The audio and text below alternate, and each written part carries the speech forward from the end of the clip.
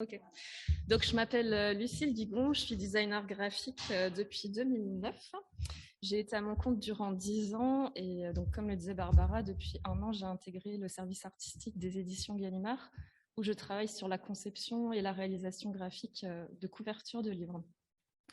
Donc, je tiens à souligner que j'ai eu la chance de faire partie de la première promotion du post-diplôme à l'ESAT qui s'appelait à l'époque Système graphique, typographie et langage.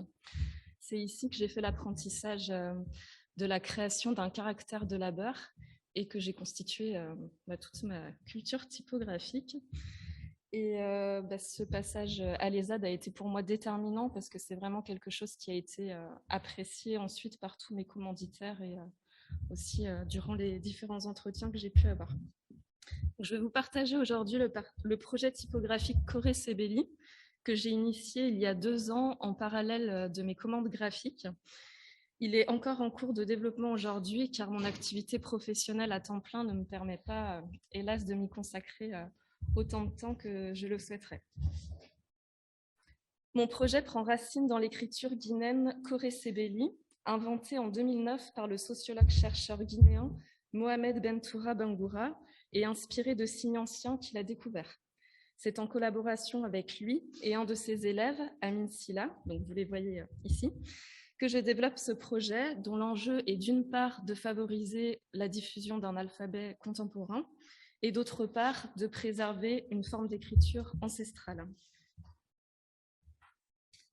Grâce à une centaine de personnes qui m'ont soutenue sur la plateforme de crowdfunding Ulule, j'ai pu démarrer ce projet en me rendant sur place début 2019 à Koya, une petite ville où le sociologue réside, située à 50 km de Conakry. Durant 2 semaines, j'ai étudié l'écriture Corée Sebeli à ses côtés, accompagnée par une équipe formée par la coordination Soso. J'ai fait immersion dans les sonorités de la langue Soso, à laquelle l'écriture Corée Sebeli se rattache.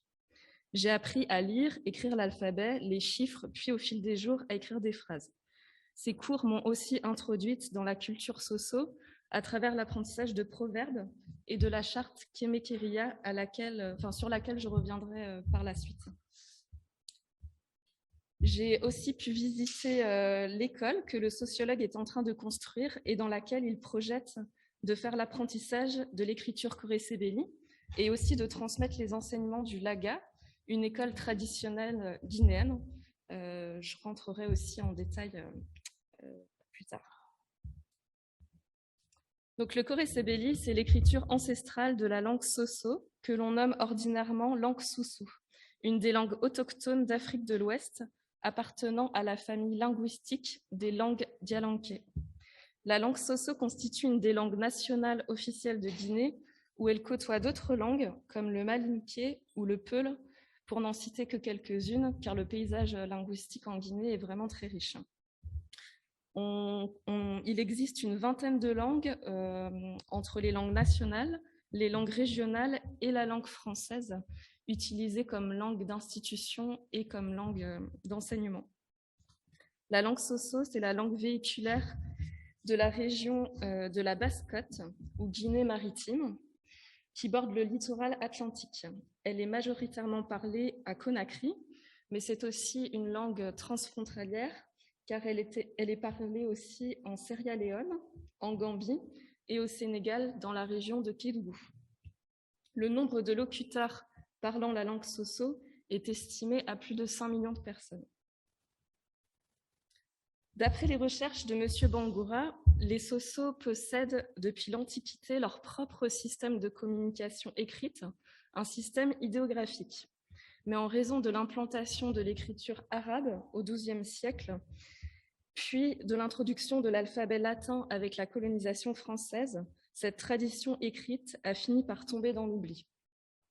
Plusieurs personnes sur place m'ont témoigné que durant la colonisation, les Soso qui utilisaient encore les idéogrammes étaient considérés comme illettrés et méprisés. La langue Soso est écrite majoritairement aujourd'hui à l'aide de l'alphabet latin, comme vous pouvez le voir dans ce manuel de lecture datant de 1960. Mais il ne s'agit pas d'un alphabet approprié, car par exemple, il existe des voyelles brèves et des voyelles longues dans cette langue tonale, d'où les doubles voyelles étirées que vous pouvez voir ici. L'alphabet arabe adjami, adapté pour les sons de la langue africaine, est parfois encore employé pour écrire la langue soso, mais dans un cadre souvent religieux. Mais là aussi, la transcription de la langue soso dans cette écriture est inadéquate. Elle ne répond pas à tous les tons de la langue soso. Pour les Soso, l'écriture Koresebeli a une dimension sacrée. Elle vient de Marigi, dieu du destin, et signifie écriture du ciel. Elle est aussi parfois appelée Wakara, qui signifie plume du ciel. Elle tire son origine du Laga, une école secrète datant de l'Antiquité, située dans les forêts où les jeunes initiés apprenaient 12 Fendali.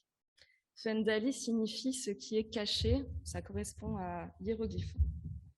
Ces 12 Fendali correspondaient à un cycle de 12 années de formation et d'apprentissage de la vie adulte.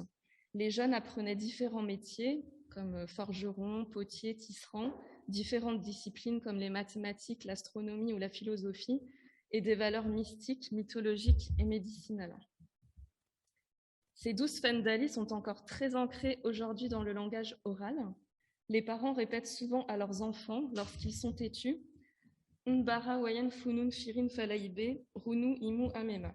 Bon, un vrai guinéen saurait mieux le faire que moi, mais ce qui signifie « je vous ai dit 12 mots, mais vous n'avez toujours pas compris ».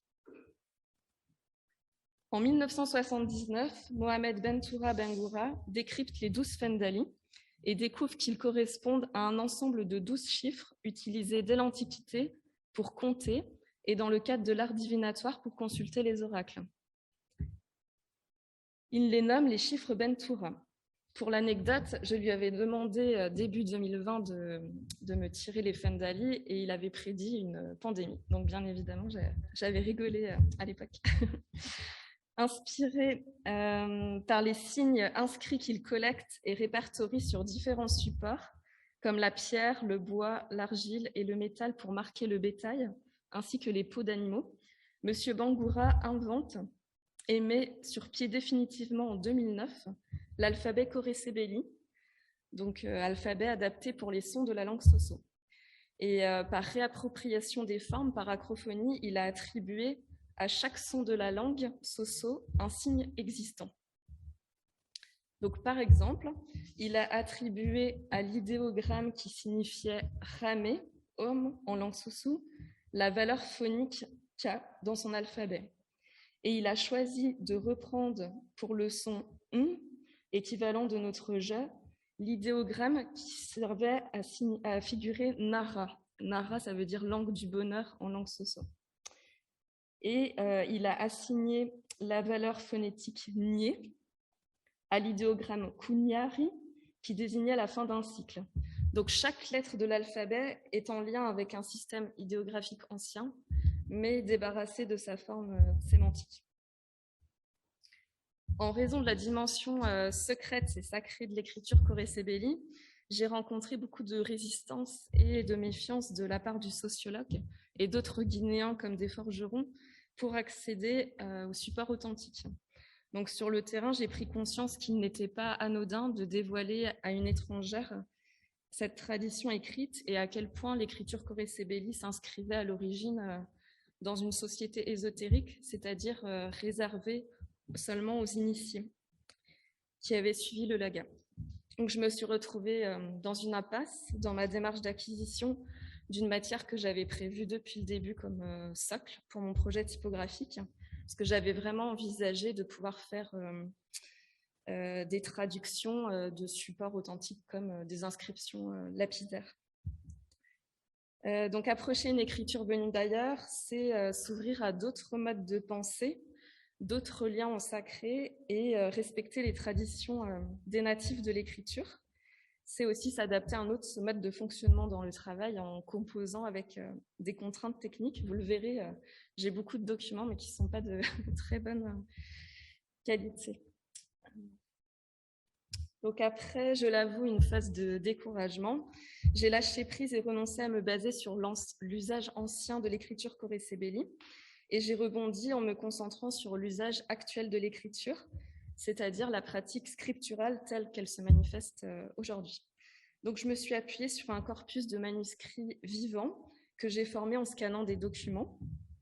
Je disposais notamment d'un syllabaire créé par M. Bangoura et des pages de cahiers d'un de ses premiers élèves, Lamine Silla.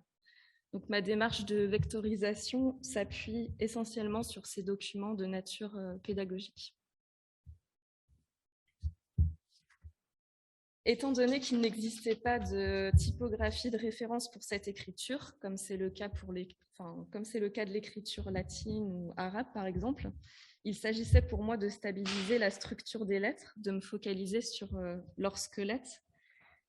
Donc pour chaque lettre, j'ai compilé sur des planches des extraits de manuscrits et par itération, j'ai superposé ces lettres manuscrites pour révéler une forme moyenne, déduire une forme générique. Donc l'idée, c'était vraiment de dégager une fonte un peu archétype qui puisse servir de modèle ensuite pour développer des familles de caractères plus complètes. Donc chaque lettre présentait de nombreuses possibilités, d'un scripteur à l'autre ou même d'un manuscrit à l'autre appartenant à un même scripteur. J'observais des variations d'inclinaison, des versions plus ou moins anguleuses, plus ou moins cursives. Je constatais aussi des niveaux variables de descendante, des degrés de géométrisation sur un même glyphe. Et donc, c'est à chaque fois l'interprétation du scripteur et sa vitesse d'exécution qui produisait ces fluctuations. Donc voilà, je me suis attachée à retenir les variations les plus récurrentes pour chaque lettre et à estimer la forme qui me paraissait la plus cohérente, mais aussi la plus déchiffrable, différenciable en comparaison avec les autres lettres. Donc pour donner une cohérence d'ensemble à la fonte, j'ai essayé de trouver des logiques internes parmi les scripteurs, même si ces règles ne sont pas énoncées.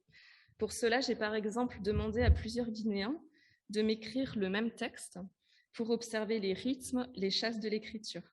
J'ai ainsi relevé la couleur particulière créée par des variations d'auteur Dix entre les lettres, la cohabitation forte de formes géométriques et de formes arrondies, et aussi toutes les occurrences de la langue soso. Et j'ai relevé que l'écriture était souvent plus lisible lorsqu'elle s'inscrivait dans une structure carrée et pas trop condensée. Une des difficultés pour moi de travailler sur cette écriture étrangère, c'était de m'émanciper des règles de construction propres à l'alphabet latin, de ne pas me laisser influencer par mes réflexes, toutes mes habitudes d'écriture. Donc je me suis retrouvée dans un premier temps à aligner toutes les consonnes et les voyelles sur la même hauteur, en faisant dépasser les accents. Et je me suis rendu compte que j'avais commis l'erreur de lisser une des caractéristiques essentielles de cette écriture. C'est la différence d'auteur entre les consonnes et les voyelles et l'imbrication des voyelles accentuées sur les consonnes. Aussi, j'ai réajusté à plusieurs reprises certaines lettres du Corécébéli qui partageaient des parentés formelles avec les lettres de notre alphabet latin. Donc, c'était le cas du Fa, où j'ai mis du temps à me détacher de notre L, ou du E, où je revenais toujours sur un J. Donc, sur ce risque d'approche latinisante dans la création d'un caractère étranger, je vous recommande vivement une conférence que j'ai vue en ligne de Naïma Benayed qui se nomme « Comment marier typographie latine et arabe ». J'ai eu la chance d'expérimenter, grâce à Patrick Dohan, que vous connaissez sûrement ici, le prototype InScript. Il saurait mieux vous en parler que moi, mais pour résumer, il s'agit d'un outil et d'une plateforme numérique qu'il a conçu avec une équipe et dont l'enjeu est de sauvegarder un patrimoine immatériel, celui du geste d'écriture. Donc son application permet d'archiver les gestes d'écriture sous forme numérique, mais aussi de les transmettre à partir d'une base de données collective. J'ai pu activer sur cette tablette différents outils d'écriture et jouer avec différents curseurs comme la pression d'outils. Cela m'a permis de visualiser rapidement les limites d'une grèce sur la lisibilité de certaines lettres du Corécébéli et de préciser des choix pour mes ascendantes, mes valeurs dix en testant différentes grilles.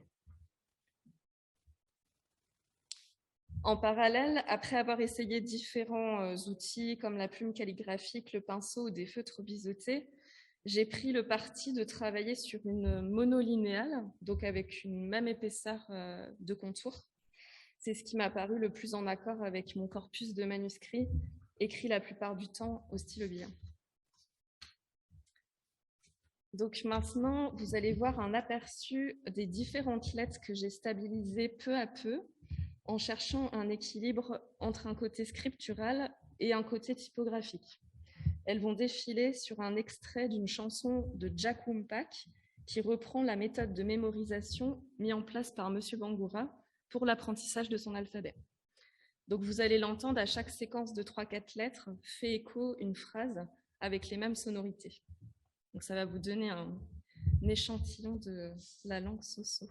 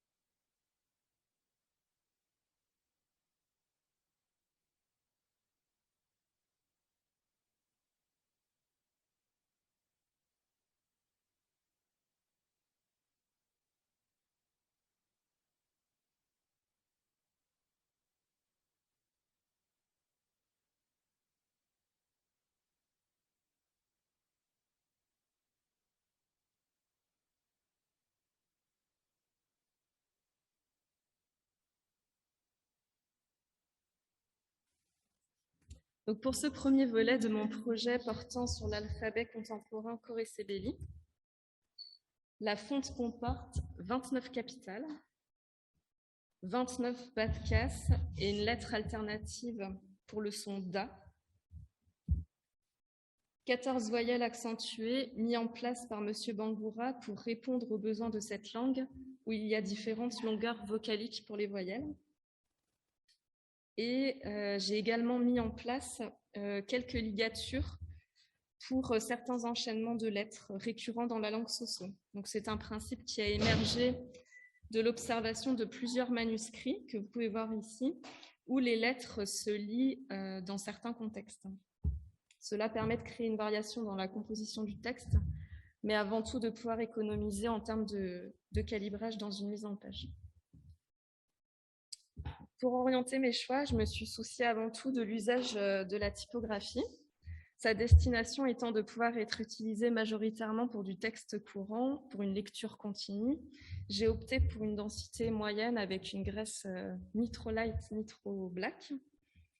Et pour favoriser la lecture en petit corps, j'ai ajusté certains détails, comme la traverse de cette lettre G, car les contreformes de la lettre bouchaient rapidement en petit corps. J'ai tenté autant que possible de trouver une balance, un dosage entre la cohabitation de formes géométriques de droite et de formes cursives de courbe. Donc j'ai pris le parti d'avoir quelque chose de plutôt rond et d'avoir une chasse intermédiaire, car dans une variante plus condensée, il était fastidieux pour certaines lettres de rester, je trouvais confortable à la lecture. Donc cette interprétation finale de vectorisation, c'est une proposition parmi d'autres de rationalisation, de numérisation de l'écriture Corécébéli. Car malgré le fait que ma typographie soit le fruit d'une longue observation et de nombreux allers-retours avec les Guinéens, il y a forcément une part de subjectivité, d'arbitraire. Et par exemple, ma sensibilité pour les écritures script m'a amené à conserver une certaine souplesse dans le caractère. Une des problématiques de mon projet a été d'inscrire l'usage du clavier dans la phase de création. Et donc, j'ai eu confirmation que le clavier dominant en Guinée, c'était bien le clavier AZERTY auquel nous sommes habitués. Et je me suis basée sur ce clavier pour réfléchir à un mapping, c'est-à-dire une correspondance entre les touches du clavier et les différents glyphes de l'écriture Koré-Sebeli. Donc, en concertation avec Lamine Silla et M. Bangoura, nous avons assigné à chaque touche du clavier une lettre et j'ai conçu un mode d'emploi pour la saisie de ces lettres. Dans cette fonte Koré-Sebeli, j'ai aussi incorporé un set plus historique de glyphes pour préserver une partie du système idéographique Soso dans lequel M. Bangoura a puisé pour son alphabet actuel. Ce second volet a plus valeur de conservation d'un patrimoine écrit pour accompagner le partage de savoir, de connaissances dans des livres scientifiques. Après 33 années de recherche sur le terrain, où M. Bangoura a exploré le territoire guinéen, il a reconstitué et révélé la charte juridique Kémé-Kiria de l'Empire Soso qui s'est étendue de 1077 à 1235, soit 158 ans. Cette charte établissait les règles de l'organisation sociale et territoriale de l'Empire Soso. Elle avait été adoptée sous l'arbre sacré Kiri, d'où le nom Kémé-Kiria. Elle est composée de 100 articles et donc de 100 séquences idéographiques. Nous avons pris le parti de recenser tous les idéogrammes isolés de cette charte. Nous en avons dénombré au total 83 et je les ai tous digitalisés en les associant avec leurs noms scientifiques sociaux que M. Bangoura a pris le temps d'inventorier. En parallèle, j'ai engagé depuis plusieurs mois une démarche auprès du consortium d'Unicode dans l'objectif que l'écriture Koré-Sebeli soit intégrée à ce standard universel d'encodage informatique. L'intérêt de codifier cette écriture avec cette norme-là, c'est de lui garantir une pérennité et de la rendre encore plus accessible. C'est Thomas Yomarchand de l'ANRT de Nancy qui m'a mis en contact avec Deborah Anderson. Elle travaille avec lui sur le projet Missing Script, un projet visant à identifier et analyser les systèmes d'écriture encore manquants dans le système Unicode. Elle fait partie du Script Encoding Initiative du département linguistique de l'Université de Berkeley et elle nous accompagne depuis bien 6 mois maintenant à préparer une version améliorée et conforme du premier proposal que nous lui avons soumis. Il s'agit d'un dossier assez exigeant parce qu'on doit parler à la fois de l'histoire de l'écriture, de sa structure linguistique, de ses usages et proposer une logique d'encodage en veillant à ce que les caractères proposés ne soient pas déjà représentés visuellement dans d'autres glyphes. Et je m'apprête actuellement à la 4e révision de celui-ci. 2 autres écritures guinéennes ont d'ailleurs été encodées ces dernières années.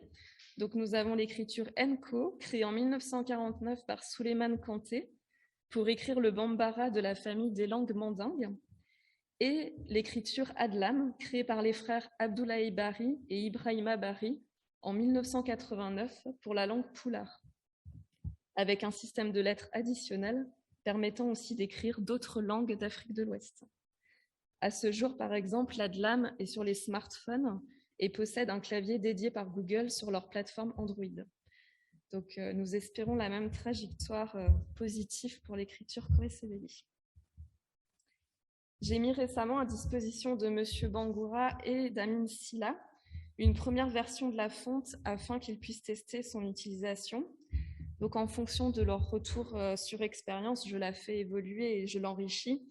Notamment, j'ajuste les approches, donc les métriques et les kernings de la fonte au fur et à mesure qu'ils m'envoient des textes.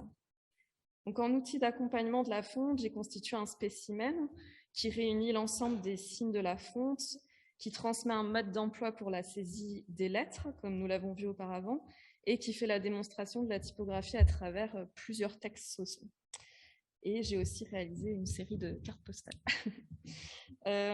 Donc à ce jour, une centaine de personnes ont déjà installé la fonte sur leur ordinateur, mais c'est encore trop tôt pour observer les répercussions, enfin, l'incidence de l'écriture Koré-Sebeli dans le monde numérique. En termes d'application de la fonte, plusieurs projets sont déjà en cours de réflexion par la communauté Soso pour partager leur culture.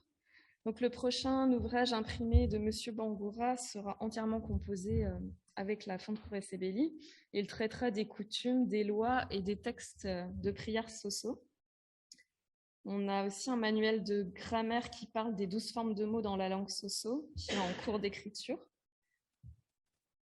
Un ouvrage contenant 1000 proverbes Soso est aussi envisagé. Une équipe collecte actuellement les proverbes auprès des anciens dans différents villages localisés dans la préfecture de Forêt-Carilla. L'Académie Soso pense également à un projet éditorial dans lequel seraient inventoriées les plantes médicinales utilisées par les Sosokas pour se soigner. Parce qu'il faut savoir que la langue Soso est extrêmement riche dans le champ lexical autour de la flore. Et enfin, un livre de recettes traditionnelles Soso est en cours d'élaboration. Donc ça, c'est la recette de la Soso-feuille bourrarée. Donc, concernant les extensions du projet, il serait fort utile d'avoir une autre Grèce, car je reçois déjà des documents où les utilisateurs de la fonte ajoutent des contours. Il serait bienvenu aussi de développer un caractère latin d'accompagnement qui partage une couleur commune avec l'écriture Koresebeli, car pour les publications que je vous ai citées précédemment, il est envisagé d'avoir à chaque fois la langue Soso écrite en Koresebeli et en regard la langue Soso écrite avec l'alphabet latin, dans l'objectif de favoriser l'apprentissage. Une extension du projet serait aussi de développer un set stylistique plus géométrique en m'inspirant de manuscrits comme ceux que vous voyez ici, où cette caractéristique est prononcée.